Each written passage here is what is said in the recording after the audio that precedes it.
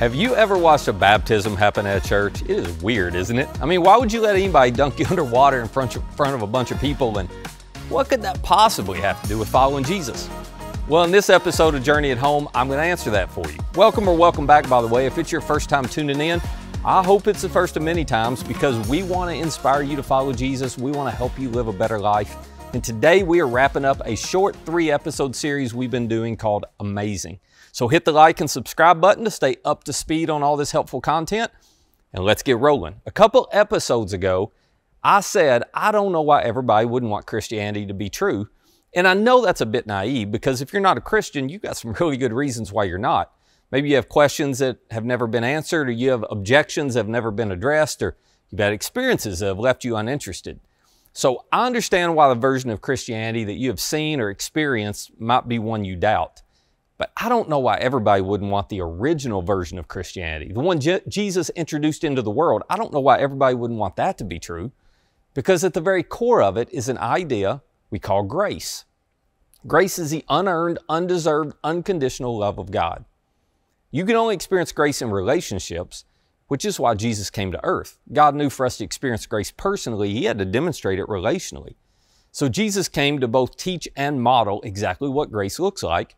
And the defining demonstration of it was when He died and rose again to pay the penalty for all of our sins. And He provided us with both forgiveness and a path to be a part of His family. I mean, that is why the message of Christianity is everybody's invited to have a relationship with God. Everybody can receive forgiveness. Everybody can be a son or a daughter of God. And everybody gets that the same way. Not through anything we do, because remember, grace is unearned and undeserved. We all get this by grace. Nothing could be fairer and simpler than that. And yet so many of us struggle, don't we, with accepting grace. Why is that? Well, think about it for a minute. What's the most difficult gift for you to accept? It's the one you don't feel like you deserve. Hasn't that been true for you? The gifts that you have resisted taking throughout your life are the ones that felt too generous, too extravagant, too undeserved. And I think that's why people sometimes resist grace. They don't feel like they've earned it or deserve it. But that's the irony. You can't earn grace any more than you can plan your own surprise birthday party. The minute you earn it, well, it's not grace anymore, is it? Sometimes people need to see and hear that, those of us who've experienced grace. Sometimes other people need to see we didn't deserve it either. Sometimes they need to see we couldn't earn it, to realize it is okay for them to receive it without earning it too. And one of the most powerful ways that people see that kind of grace in action is through baptism. Now, there are a couple confusing things about baptism. First, the purpose of baptism can be confusing because different churches teach it has different meanings. And you may have been told something different even than what I'm going to talk about here in the next few minutes. That's okay. I just want to give you some context to better help you understand what you read about in the New Testament. And hopefully that'll clear up some of the confusion. But the other thing that's confusing about baptism is the very act. I mean, if you've ever seen a baptism at a church, you have to have thought to yourself at some point, what is the point of this, right? Somebody puts on a robe, or in our case here at Journey, we just have people put on shorts and a t-shirt, then they get in the water, they have somebody say some words, and then dunk you under. I mean, that's kind of strange. We've got to admit that. But the reason it's strange to us is because it's lost its context. You see, the early followers of Jesus, when they saw baptism, they did not think of it as strange. To them, baptism was a huge deal. When you read the book of Acts, which, by the way, it records for us the events in the history of the early church, 27 different times, it says people believed in Jesus, trusted Jesus, and then they were baptized. For example, in Acts 2, Luke tells us on the day the church officially launched, when Peter stood up in Jerusalem and he shared the message of Jesus and His resurrection, Luke tells us that those who accepted Peter's message that day were baptized, and about 3,000 were added to their number that day. Now, why did they all decide to get baptized? Well, let me see if I can give you a little background, and then we'll come back to this, okay? So hang with me for a second. Imagine that you're a businessman living in the first century. Now, ladies, it's first century context, so please be patient with me, okay? But you're a businessman, your father is Roman, your mother is Greek. So you have grown up in a culture that believes in all the Greek and the Roman gods, Zeus, Poseidon, Hades, all of them. But you are not devoutly religious. I mean, it's not a big deal to you. So you've recently moved to Jerusalem for work, and now you're doing business regularly with Jewish people. And you are amazed to discover These Jewish people, they believe strongly that there's only one God and that God rules the world. And they believe that despite the fact they're under Roman oppression, and God does not seem to be helping them with that at all. But the more you watch how they do business with integrity, the more you watch how they value their family, the more intrigued you become by them. And so you start asking some questions, right? You start reading their Jewish scriptures a little bit. And this idea of one God who made everything, who's in control of everything, well, it starts to make some sense to you. So you ask some of your Jewish friends, hey, is it possible for a Gentile like me to start believing what you believe and to become Jewish? You know, I believe in the one true invisible God that you believe in. I want to convert to Judaism, your religion. So your buddies, they send you to the religious professionals at the temple, and those people sit you down and they explain, well, yep, you can become Jewish, but there are 5 things you've got to do. And most people, they don't make it through the process. So let me just explain them all to you. We're going to start with the most difficult one first. And they look at you and say, number 1, you got to be circumcised. And you think to yourself, well, maybe Zeus isn't so bad. You know, we'll come back to it. What else is there? And then they say, well, number 2, you're going to have to submit yourself to the law of Moses. And you go, well, okay, I can do that. I've been reading that. What else? Well, 3, you're going to have to eat a ceremonial covenant meal. No problem there. I like to eat. Number 4, you're going to have to make a temple sacrifice. All right, well, I've seen that before. It's not too hard. And then they look at you and say, and the final 5th thing is you're going to have to do a ritual washing where you immerse yourself in a pool of water. And that represents washing away your Gentile past and your Gentile identity. And as you come up out of the water, you are associating with Judaism and your new Jewish identity. So they give you this rundown and you go, okay, can you guys write that down for me? Because I have to remember, I want to take this list home, talk to my wife about it before we make this decision. So they write it down. And when they get to the ritual washing, number 5, they write the Greek word baptizo, which is just a common everyday Greek word that was used back then that meant to wash, to dip, to immerse. Sometimes it meant to drown.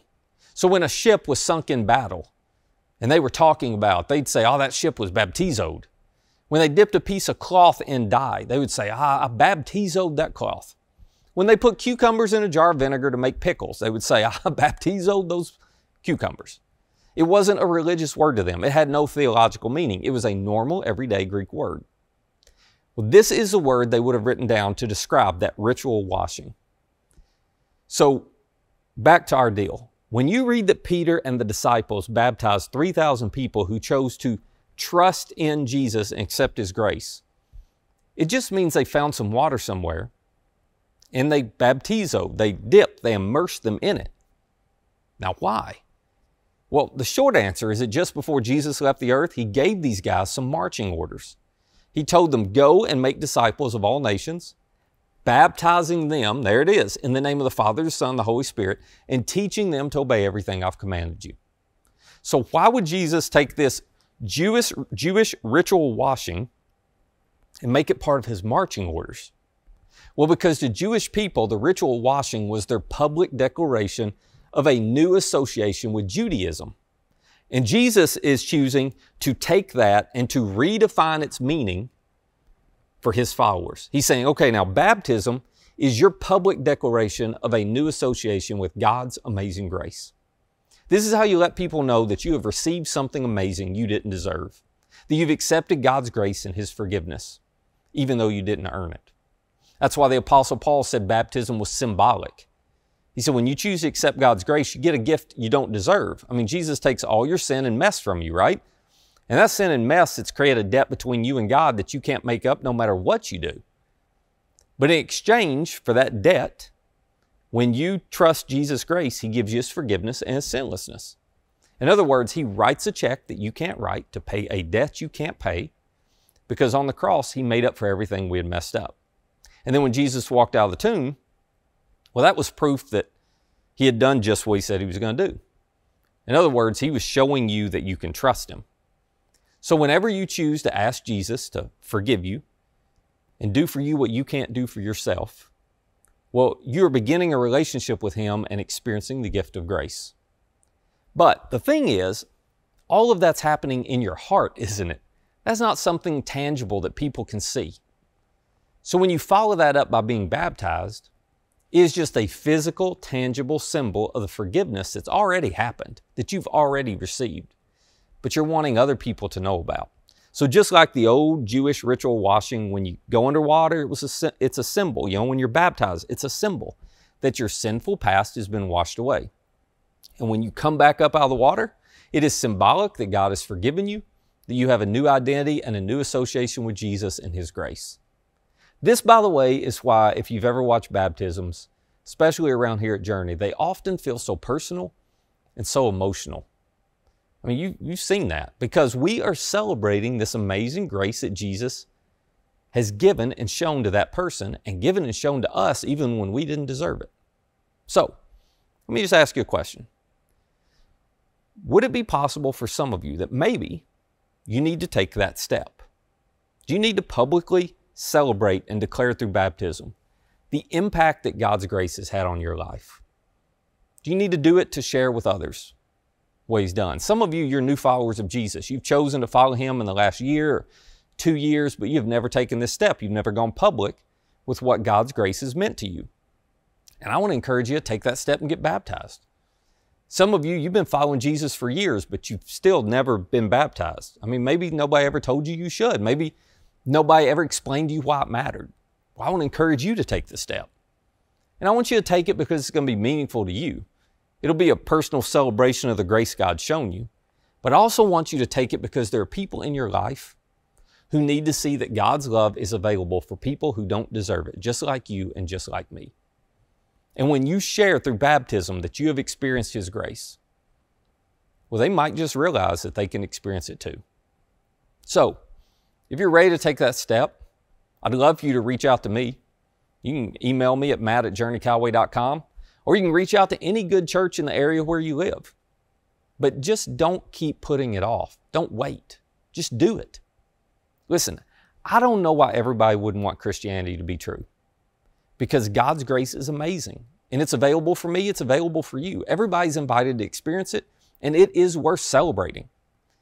So if it's never been personal to you, if when I was explaining the forgiveness that Jesus offers you, if you realize that you've never asked Him to make up for what you've messed up, I want to give you an opportunity as we wrap up today to accept that grace right now, right where you are. Just tell God, thank you for sending Jesus to die and rise again for my sins. Thanks for paying the penalty for all of that. Thanks for paying the debt I couldn't pay. Thanks for offering me forgiveness. I choose to accept it. Thanks for your grace. I choose to receive it. And I give you my life from this point forward as best I can. I'm just going to trust you and I'm going to follow you. If you tell God that, He makes you a part of His family just like that. It is amazing. That's how easy it is to experience grace. So go tell somebody, email me, let me know. So let's celebrate it. And then, how about you go ahead and take the step to get baptized and let all your friends and family see the impact that God's grace has made on you. And we'll see you right here next time on Journey at Home.